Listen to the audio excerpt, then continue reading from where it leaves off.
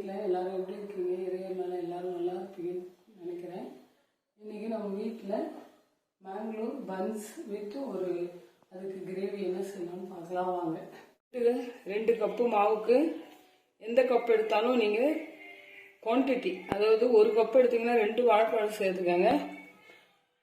பெரிய கப்பு இதில் நான் 3 வாழைப்பழம் சேர்க்குறேன். கொஞ்சம் மாவு அதிகமாக இருக்கிறதுனால எவ்வளோ மாவு இருக்குன்னு நம்ம பார்க்கலாம். இதோட பாருங்கள், 1 ஸ்பூன் தான் சர்க்கரை சேர்த்துருக்கேன். வேணுமானா எல்லாமே நீங்கள் சர்க்கரையாகவும் சேர்த்துக்கலாம். நான் கொஞ்சம் வெல்லமும் சேர்த்துக்கிறேன். 2 ஸ்பூன் வெல்லம் சேர்த்துருக்கேன். இதோட கலருக்காக மஞ்சள் பொடி 1/4 ஸ்பூன். இப்போ இது மாதிரி எதனா ஸ்மேஷர் வச்சு நீங்கள் நல்லா கனிஞ்ச பழமாக இருக்கணும். நல்லா இதில் நீங்கள் அழுத்தி எடுத்துருங்க, பிசைஞ்சிருங்க. நல்லா பழமும் வெல்லமும் நல்லா கரையணும். இந்த ஸ்பூனில் ஒரு 4-5 ஸ்பூன், பெரிய ஸ்பூனாக இருந்தால் ஒரு 4-5 ஸ்பூன் சேர்த்துக்கணும். இப்போ இதை நம்ம ஸ்மாஷ் பண்ணலாம்.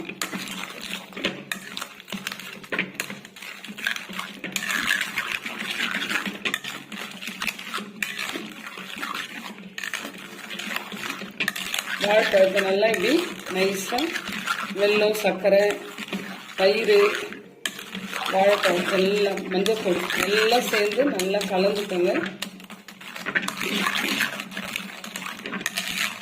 இப்போ நம்ம மைதா மாவை சேர்க்கலாம்.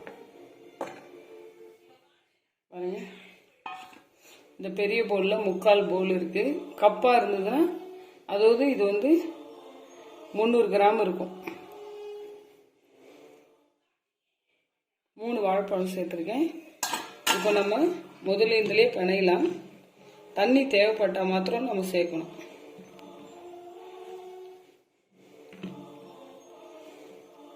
மேங்களூரில் செய்கிறவங்க சீரகம் சேர்ப்பாங்க. நான் சோம்பு சேர்க்குறேன். உங்களுக்கு எது வேணுமோ சேர்த்துக்கோங்க, நம்ம இஷ்டம் தான். சோம்பு தான் எப்போவுமே ஸ்வீட்டில் சேர்க்கும் போது நல்லாயிருக்கும். இவங்க சீரகத்தை சேர்க்குறாங்க. சோடா உப்பு நம்ம சேர்த்தாகணும். ஒரு 1/4 ஸ்பூன் சேருங்க, இல்லைன்னா இது உப்பி வராது. அதுக்காக இது கண்டிப்பாக இந்த மாதிரி ரெசிபிஸ் எல்லாம் செய்யும்போது நம்ம சேர்த்து தான் ஆகணும். உங்களுக்கு விருப்பம் இல்லைன்னா ஸ்கிப் பண்ணிக்கோங்க. அதுக்கு பதில் இன்னும் கொஞ்சம் வாழைப்பழத்தை நீங்கள் இன்னும் ஒரு 1/2 வாழைப்பழம் கூட ஆட் பண்ணிக்கோங்க. கொஞ்சம் தண்ணி நமக்கு தேவைப்படுது. தண்ணி நிறைய ஒரு முறையாக சேர்க்காதீங்க. ஏன்னா நம்ம சப்பாத்தி கன்சிஸ்டன்சியில் பிணைய போகிறோம். லூஸாக இருக்கக்கூடாது, மாவு கெட்டியாக இருக்கணும். இது மைதா வேற, கொஞ்சம் கெட்டியாக பிணைங்க. நம்ம ஓவர் நைட் இதை வைக்க போகிறோம்.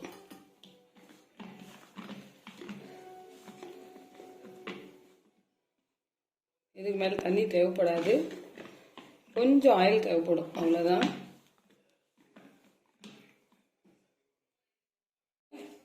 இப்போ நம்ம ஒரு மூடி போட்டு ஓவர் நைட் இப்படி வெளியிலே வச்சிருங்க, ஃப்ரிட்ஜிலலாம் இல்லை. பாருங்க, இது நம்ம ஒரு ஓவர் நைட் நம்ம இதை பிணைஞ்சு வச்சுருக்கோம். இப்படி பாருங்கள், அழுத்தணும் இப்படிக்குள்ளே போ சூப்பராக. இப்போ இது இப்படி இருக்கட்டும். அதுக்கு நம்ம ஒரு சைட் டிஷ், ஒரு கிரேவி ப்ரிப்பேர் பண்ணலாம். ஸ்டவ் ஆன் பண்ணுறேன்.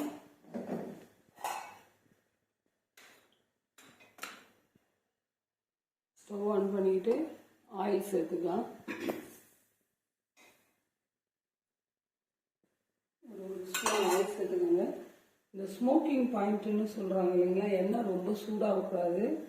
எப்போவுமே நீங்கள் எண்ணெய் சூடாகிறதுக்கு முன்னாடியே எல்லாமே சேர்த்துங்க. ஏன்னா ஹீட் ஆகிடுச்சுன்னா அதில் நமக்கு அன்சேச்சுரேட் ஃபேட்டு ஃபார்ம் ஆகும். இல்லை அப்படின்னா சூடாகிடுச்சு, ரொம்ப ஹீட் ஆகவேனா. ஹீட் ஆகிறதுக்கு முன்னாடியே நம்ம கொஞ்சம் சோம்பு ஒரு பாருங்கள், இவ்வளோதான். 1/4 ஸ்பூன் சோம்பு, 1/4 ஸ்பூனு சீரகம் நம்ம இது கூட சேர்த்துடலாம். ஒரே ஒரு பெரிய வெங்காயத்தை நான் நசுக்கி வச்சுருக்கேன். நல்லா நறுக்கி பெரிய வெங்காயம் ஒன்று. இதோட கொஞ்சம் சால்ட் ஆட் பண்ணுறேன், வெங்காயம் வதங்கிறதுக்காக.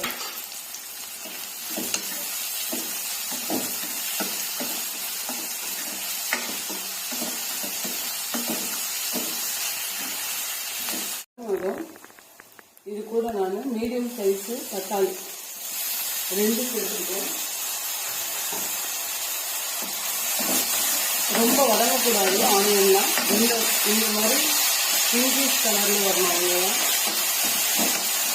இதுவும் கூட ஒரு 2 மினிட்ஸ் தான் வதக்கணும். தக்காளி கூட நிறைய கடையை வேணாம்.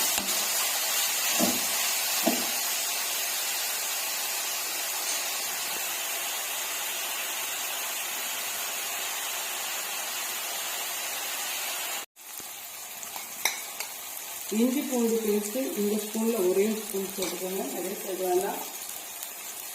இதோட ஒரு ஸ்பூன் தனியா பவுடர்,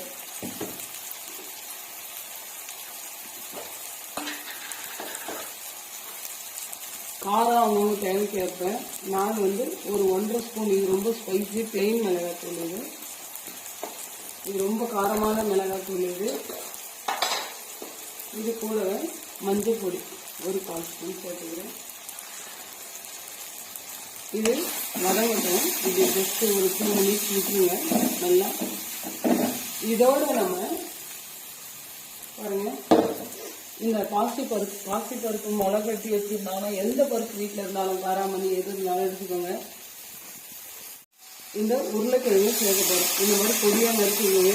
2 உருளைக்கிழங்கு, இது பெரிய உருளைக்கிழங்கு 2 நான் பொடியாக நறுக்கி வச்சிருக்கேன். இது வேகாதது பச்சை உருளைக்கிழங்கு. இது ஒன்றும் வேக வச்சிருக்கேன் நான். இதுவும் அதிலே சேர்த்தாலும் வெந்துடும். ஏன்னா இது முளை கட்டியிருந்தாலும் சீக்கிரம் வேகும். வேகாதுன்னு டென்ஷன் வேணாம். ப்ளஸ் நீங்கள் குக்கர்லலாம் வேக வைக்க வேண்டாம். பாருங்க, இதோடு சேர்த்து இந்த பருப்பையும் சூடாக இருக்கு, இது சேர்த்துடலாம். சேர்த்துட்டு கொஞ்சம் தண்ணி சேர்த்துறேன். இதையும் கழுவி தண்ணீரில் ஆட் பண்ணிடலாம்.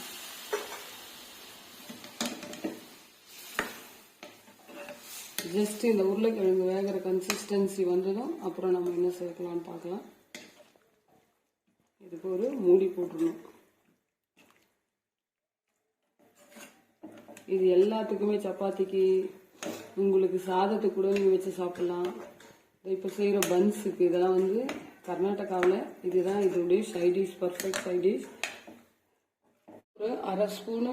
உங்களுக்கு திக்னஸ் ஜாஸ்தி வேணும், குவான்டிட்டி ஜாஸ்தி வேணும்னா 1 ஸ்பூன் சேருங்க. நான் 1/2 ஸ்பூனு கசகசா, ஒரு 5 முந்திரி பருப்பு தண்ணியில் ஊற வச்சு இதையும் இது கூட சேர்த்து அரைச்சிட்டு வந்துடுறேன் தேங்காய் கூட. பாருங்க,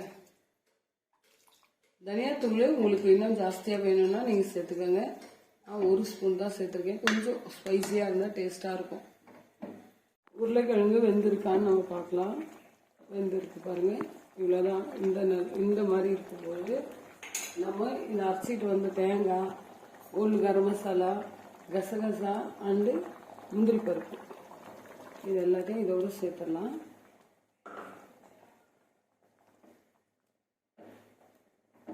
திக் கன்சிஸ்டன்சி இவ்வளோதான் இருக்கணும். ரொம்ப தண்ணியெல்லாம் வைக்கக்கூடாது. இதுக்கு மேலே தண்ணியாக வைக்கக்கூடாது, திக்காக வைக்கக்கூடாது. இது கொதிச்சு வர்றதுக்கு கரெக்டாக இருக்கும்.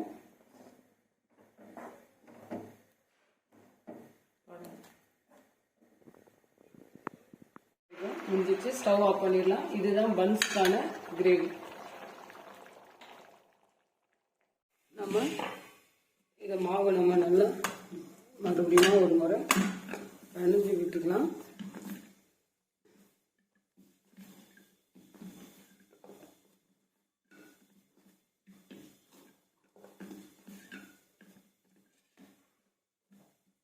இப்போ மறுபடியும் ஐஸ் சேர்த்துடலாம்.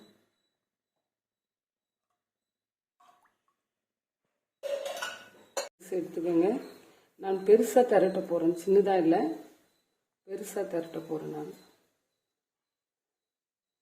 கொஞ்சம் மாவு பாருங்க, அப்படியே நல்லா பஞ்சு மாதிரி இப்படி இருக்கும்.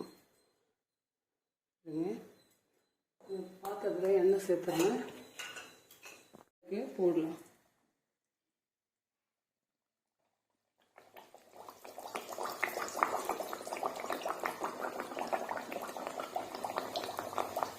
எப்படி எழுதி வரணும். இது மேலே எனக்கு எங்கேயும் கழிச்சு விடுங்க. மேலே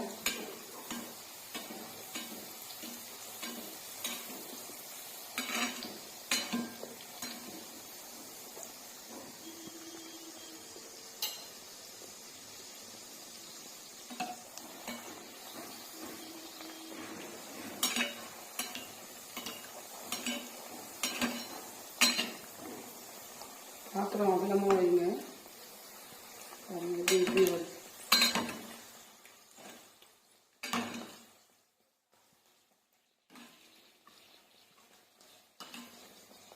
சுற்றி நீங்கள் கொஞ்சம் நிதானமாக செய்யுங்க.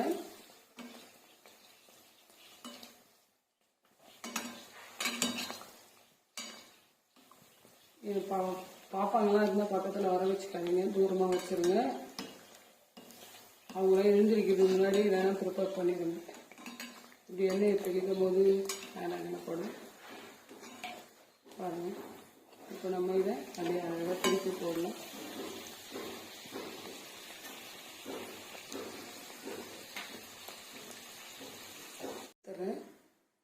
எண்ணெயை நல்லா வடிச்சிடுங்க.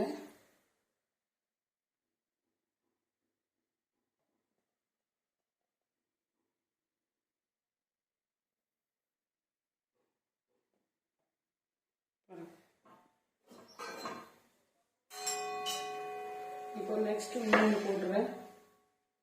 இன்னொன்று போடலாம். எண்ணெய் ஃபுல்லாக சூட்லேயே இருக்கட்டும்.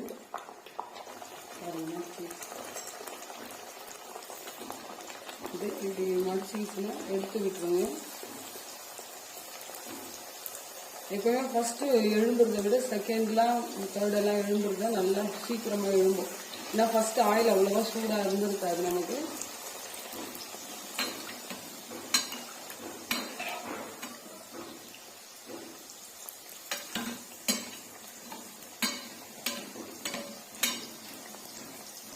எப்பவுமே இந்த மாதிரி சமையல் பண்ணும்போது கனமான பாத்திரத்தை வைங்க. எண்ணெயில் நீங்கள் எந்த வேலை செஞ்சாலும் கனமான பாத்திரம் வைங்க. லைட்டாக அலுமினியம்லாம் வச்சு லைட் வெயிட்லாம் வைக்க வேணாம். அது வந்து ஸ்லிப் ஆகும் டக்குன்னு நமக்கு. இது பெரிய இருக்கிறதுனால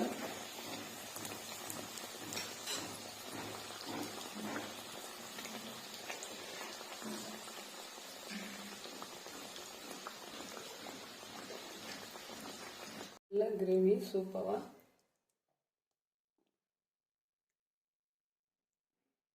கொஞ்சம் குழம்பு இப்படி சேர்த்துட்டு 2 கருவேப்பிலை மேலே வச்சு, இதுதான் மேங்களூர் பன்ஸ் வித் கிரேவி. இப்படி தான் செய்வாங்க. பார்த்துக்கோங்க. சூடாக இருக்குது, பயங்கர சூடு. ஓப்பன் பண்ணலாம் பாருங்க. சரியான சூடு. இப்படி வரணும் உள்ள மாவு. இதுதான் இதனுடைய ஸ்பெஷல். பாருங்க இப்படி இருக்கணும். இது உள்ள கூட நீங்கள் எதனா பசங்களுக்கு ஸ்டஃப் பண்ணி, உருளைக்கிழங்குலாம் இருந்தால் கூட ஸ்டஃப் பண்ணி கொடுத்தா கூட அவங்க சூப்பராக சாப்பிடுவாங்க. இதுதான் இந்த மேங்களூர் பர்ஃபெக்டான ஒரு பன்ஸ். கண்டிப்பாக நீங்கள் வீட்டில் ட்ரை பண்ணுங்கள், சூப்பராக இருக்கும். இது மாத்திரம் 8 hours, மினிமம் 8 hours இது நீங்கள் நல்ல மாவு பிணைஞ்சி ஷோக் பண்ணி வைக்கணும். அதை ஊற வைக்கணும். நைட்டில் பண்ணி மார்னிங் டிஃபனாக வேணும்னா நைட் ஃபுல்லாக ஊற வச்சுருங்க. ஈவினிங் ஸ்நாக்ஸாக வேணும்னா காலையில் நீங்கள் நினச்சி வச்சுட்டிங்கன்னா சாயந்தரத்துக்கு அது ஈவினிங் டிஃபனாக கூட ஆகும் பிள்ளைங்க ஸ்கூல்லேருந்து வரும்போது. இது கண்டிப்பாக நீங்கள் எல்லோரும் ட்ரை பண்ணுங்கள். ரொம்ப ஹெல்த்தியாக இருக்கும். அது மைதா இது ஹெல்த்தின்னு சொல்ல நான். இந்த கிரேவி எல்லாம் ஹெல்த்தியாக இருக்கும். கோகோனட் சட்னி அது கூட வச்சுக்கலாம். இது வைக்கணும். இவங்களுக்கு இதுதான் ஸ்பெஷலு.